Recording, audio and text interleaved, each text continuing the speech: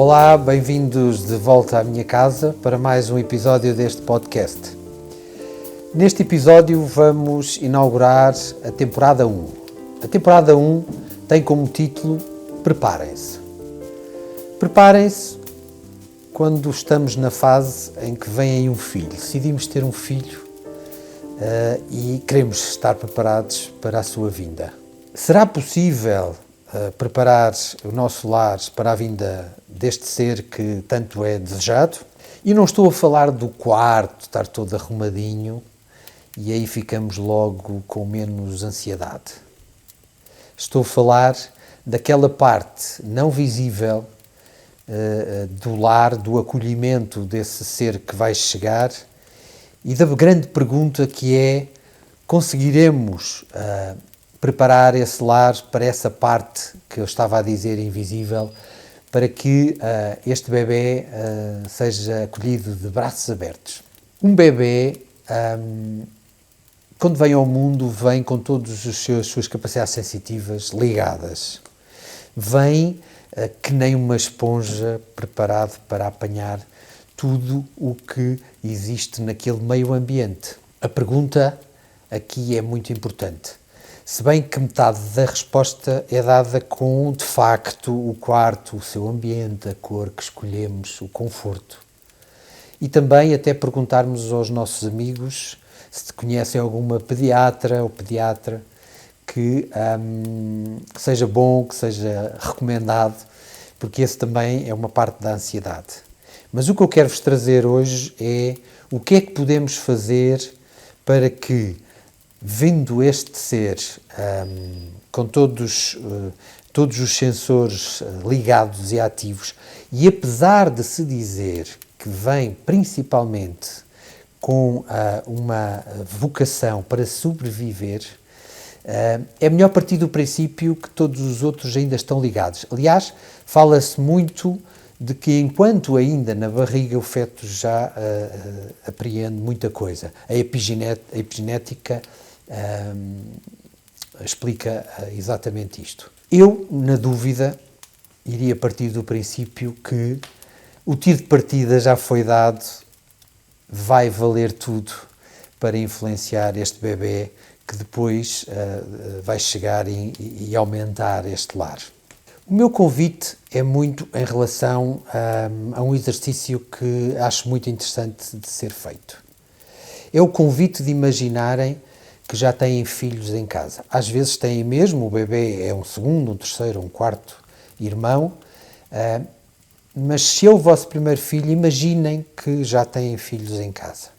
E este convite para imaginarem, para fazer este exercício, é tão simples como isto.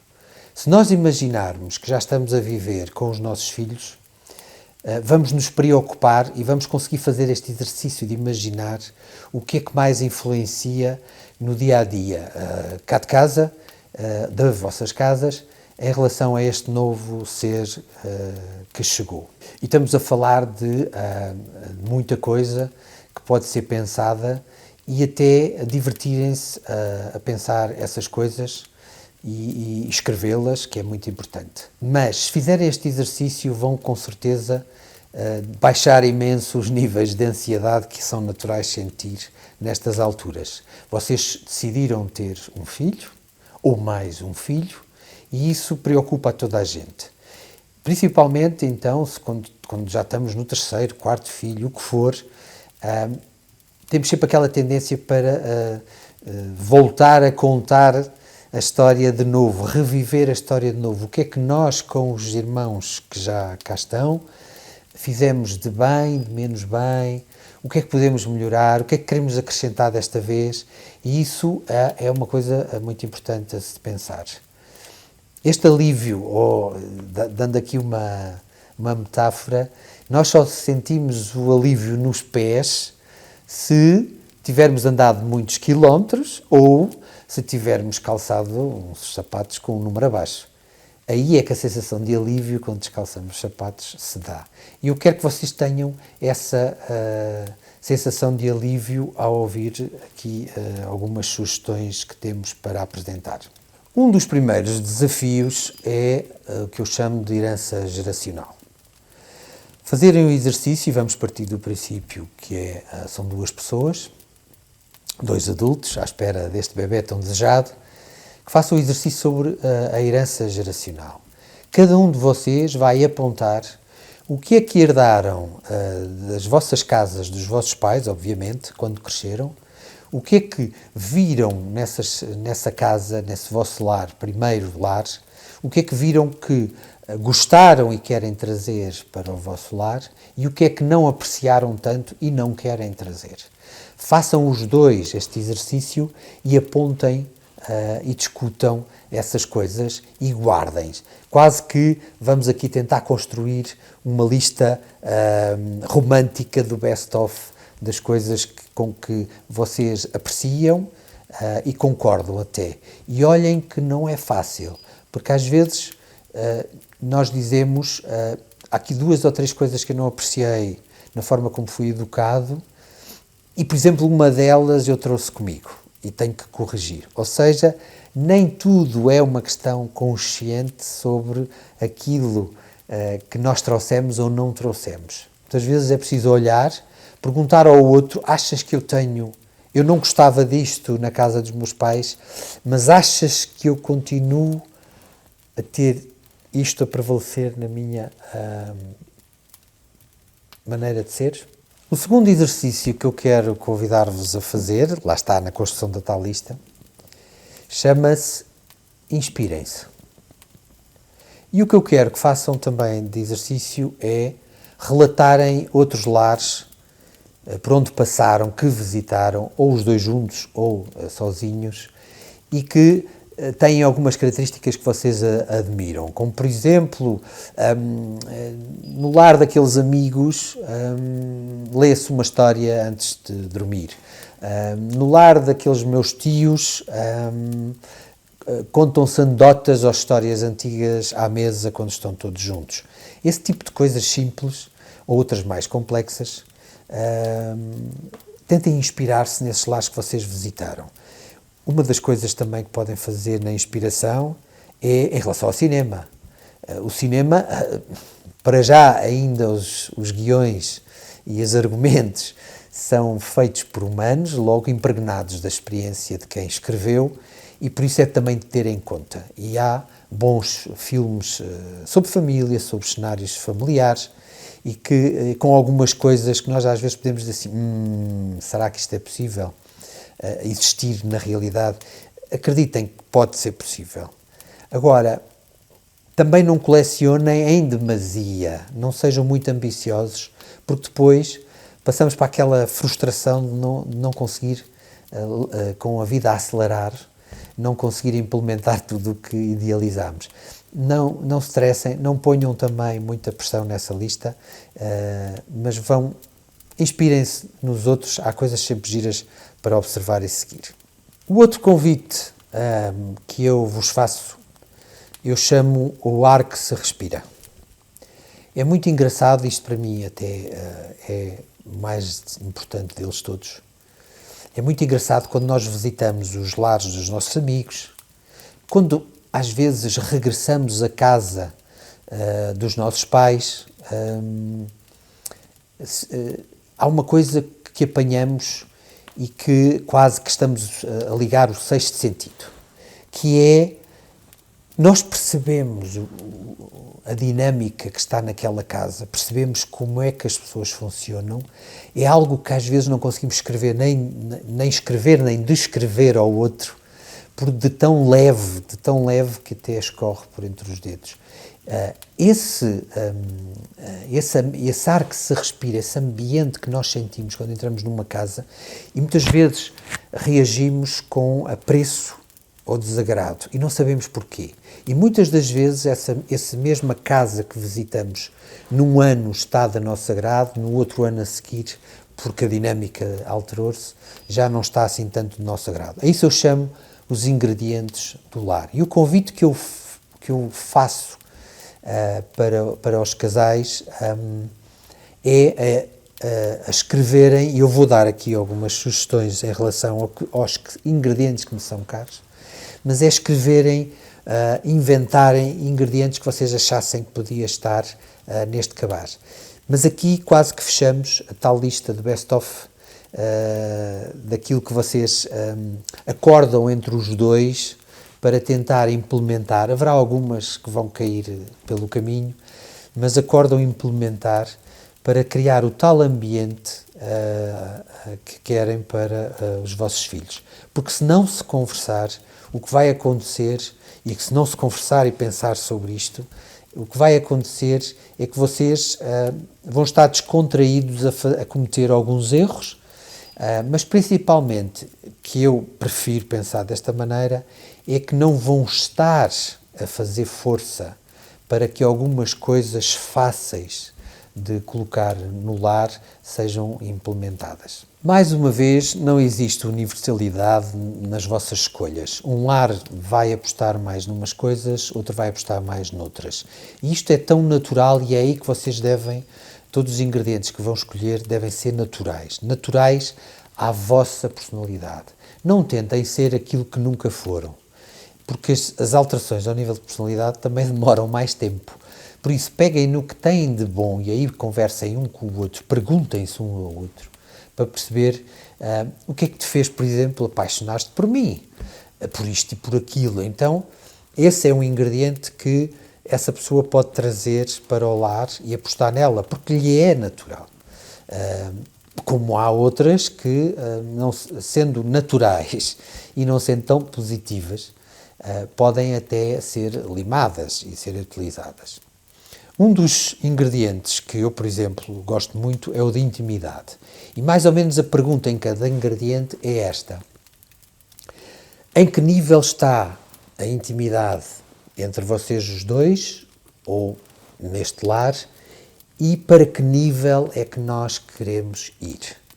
Porque uma coisa é nós dizermos, nós temos um nível aceitável de intimidade, mas podemos também chegar à conclusão, vamos tentar subir um bocadinho. Ou está bom assim. Mas escrevam, estejam de acordo. A intimidade, neste caso, não é estar na casa de banho de porta aberta.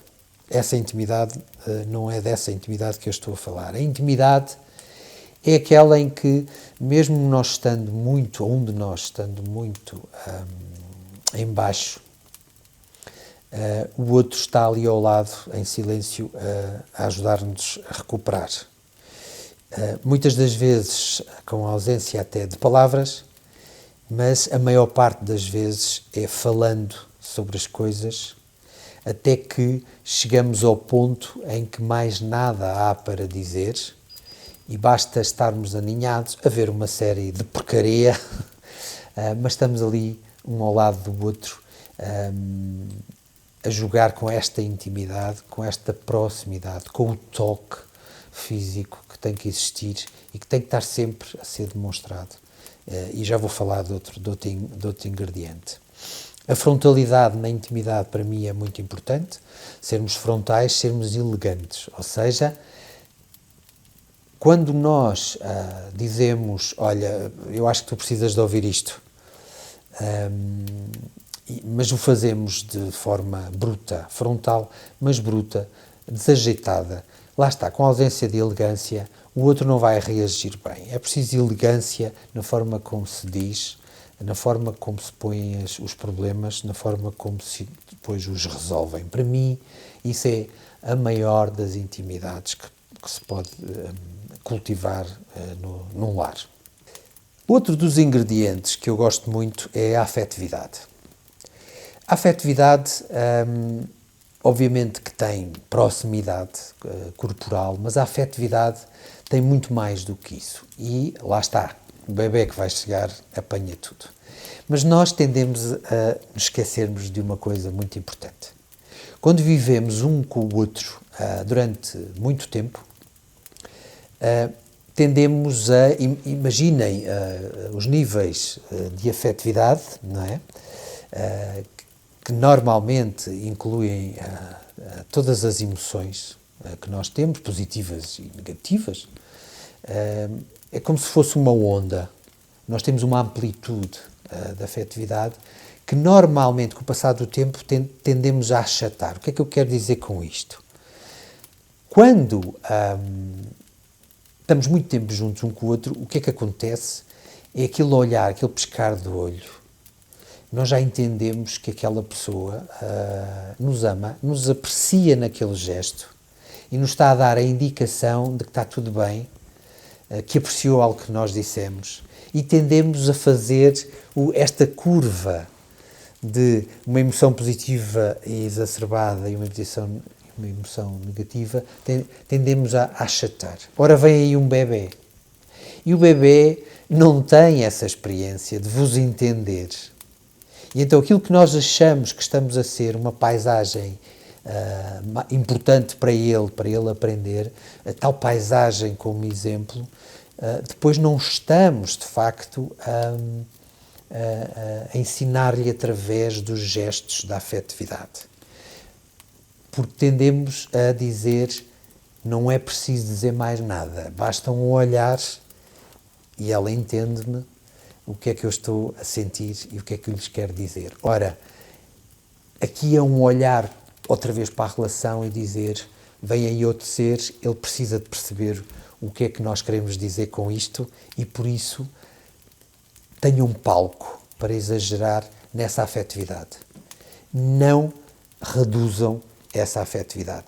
Essas reduções de afetividade, quando muito, se as querem reduzir, reduzam lá fora quando saem todos, se bem que eu não estou de acordo também, mas em casa é onde realmente nós achamos que os sinais estão todos lá, não é preciso fazer mais nada. Ora, nós queremos que o bebê aprenda o que é a afetividade. A afetividade para com ele e a afetividade entre os pais, os educadores, que ele então comece a apreender o que é um dos ingredientes do lar, a afetividade.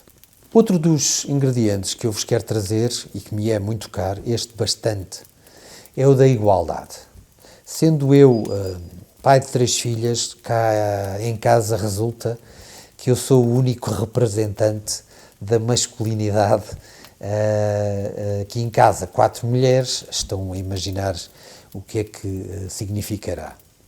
A igualdade é muito cara, porque imaginando que elas começam a namorar aos 14 anos, 13 anos, o que for, se é só aí que eu estou a pensar, falar-lhes sobre a igualdade de género, já vou atrasado por várias razões. Já vou atrasado pelo simples facto de que nessa idade a personalidade já cristalizou, já vou tarde em explicar-lhe isso. Mas também vou tarde porque eu só pelo exemplo é que conseguirei dizer-lhes, e devo-vos dizer que com as minhas filhas nunca foi preciso falar sobre a igualdade de género, porque elas sempre assistiram 365 dias por ano, em que cada dia tem um bom par de horas em que estamos todos juntos, sempre assistiram a que aqui somos verdadeiramente iguais, principalmente ao nível dos pais. Distribuímos, separamos as tarefas de igual forma. Por isso, elas estão completamente com a carapaça vestida para se protegerem em relação os namorados, namoradas, o que quer que seja que venha aí, que elas escolham para as suas primeiras aventuras amorosas, mas eu tenho a certeza que elas estão protegidas em relação a isto. Aqui em casa até temos uma coisa que sempre fizemos, a que chamamos de reserva de energia. Mais ou menos é o conceito de, quando chegamos a casa para fechar o dia, ainda com as tarefas todas por fazer, olhamos um para o outro e até conversamos. Às vezes não é preciso conversar, mas sabemos quem é que está mais em baixo. O dia-a-dia de cada um foi diferente, consumiu níveis de energia diferentes. Há dias que chegamos a casa completamente rebentados porque não nos correu bem o dia, não estivemos particularmente inspirados e não conseguimos conduzir o dia até que ele terminasse bem. Por exemplo, a altura dos banhos. Não convém que a pessoa mais cansada vá dar os banhos. Todos sabemos de histórias de acidentes gravíssimos que aconteceram durante um simples banho. Ou os trabalhos de casa. Não convém que quem vá ajudar a fazer os trabalhos de casa antes de jantar esteja com muita falta de paciência. Falta de paciência, trabalhos de casa é algo que não joga bem e não vai levar um bom ambiente para o nosso jantar. Reserva de energia, respeitem-se. Um dia um pode estar a fazer tudo, mas no outro dia, olhando-se na mesma ao fim do dia, vão perceber que agora é o outro a assumir, porque de facto, não sei se acontece isso convosco, mas de facto nós chegamos a casa cada dia é um dia e com os níveis de energia completamente díspares. Outro dos ingredientes é o nível de respeito. Que nível de respeito é que existe e com que nível é que querem promover o lar? E o nível de respeito aqui, temos que entender que o lar está a ser construído com as ideias de todos. Quando nós dizemos que um lar é a junção de tudo o que lá se passa, de todos os que lá existem, e por isso se tornam únicos, e por isso é que as regras não são universais. Nos conselhos entre lares, obviamente podemos dizer, olha, comigo funcionou assim, eu tinha este problema, tive esta solução e funcionou, podes experimentar. É verdade, mas temos que partir sempre do contrário, que é, nós somos assim, temos esta dinâmica e vamos tentar resolver as coisas também com esta dinâmica. Ora, ao nível do respeito é preciso muito trabalhar que não estamos, nós aqui em casa somos 5, não estamos eu não estou a trabalhar a minha ideia com as outras 4 ideias. Isto não é uma boa base de partida para o respeito. O que eu defendo é que nós somos 5, com 5 ideias vamos construir uma 6ª ideia. Essa 6ª ideia não pertence a ninguém.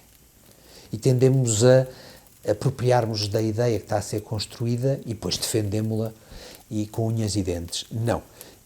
Partir da criação de uma 6ª ideia em que todos participam. E aqui a falta de respeito com as crianças é muito grande. Não é por mal, é porque os pais têm mais experiência, os irmãos mais velhos têm mais experiência e tendem a desrespeitar a opinião dos mais novos. Abrem a boca e nós, invariavelmente, fazemos o comentário: o que é que tu sabes sobre isso? Cresce e aparece. Isto é giro, mas se repetirmos vezes demais, o mais novo, por exemplo, acaba por não querer contribuir, calar-se, e aí perdemos a oportunidade de pedir-lhes emprestado este olhar tão mais naif que eles têm.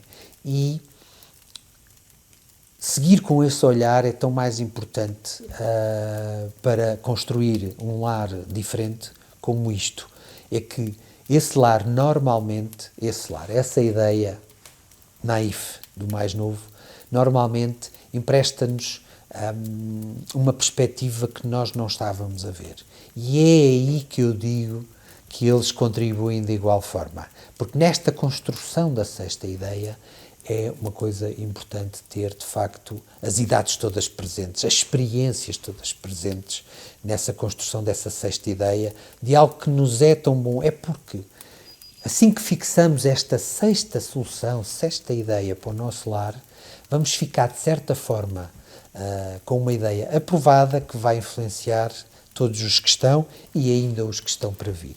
Quando falamos só dos pais a discutirem o nível de respeito, também se aplica, porque o casal deve conversar para perceber o quanto se respeitam quando estão a ir ao centro na construção de uma 3ª ideia, neste caso, havendo 2 educadores.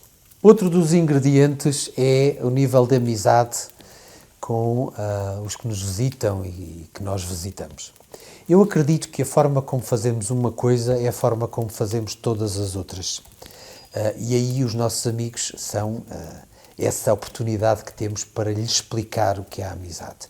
Nós visitamos, somos visitados, a forma como lidamos com eles, a forma como às vezes os nossos amigos dizem coisas que nos desagradam, e os nossos filhos têm que assistir às nossas conversas com os nossos amigos, ou de regresso a casa, quando vimos dessas casas, a forma como lhes explicamos coisas que não gostamos e que a seguir dizemos, vamos falar com eles em particular, porque os nossos amigos, principalmente a forma como os elogiamos pelas costas, é uma coisa que agrada muito e que ensina muito aos nossos filhos. E isso tem que ser este nível de como olhamos a amizade tem que ser um nível verificado constantemente e verificado antes deles chegarem, como é óbvio.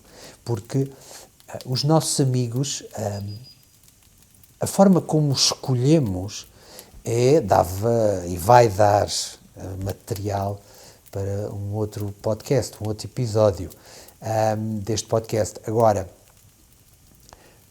eles têm muitas afinidades, porque são uma extensão da forma como nós queremos viver.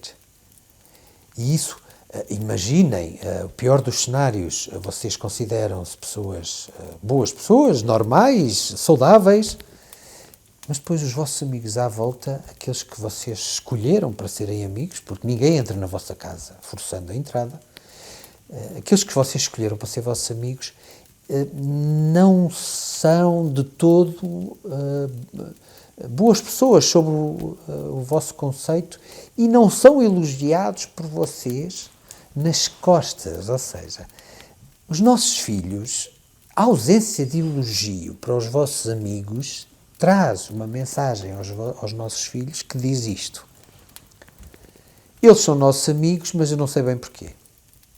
Nem gosto do que eles fazem, nem como eles são, mas continuo a insistir. Então, a mensagem que nós estamos a passar é que os amigos não são importantes, podem ser uns quaisquer, mesmo que sejam pessoas que nós não gostamos nem admiramos.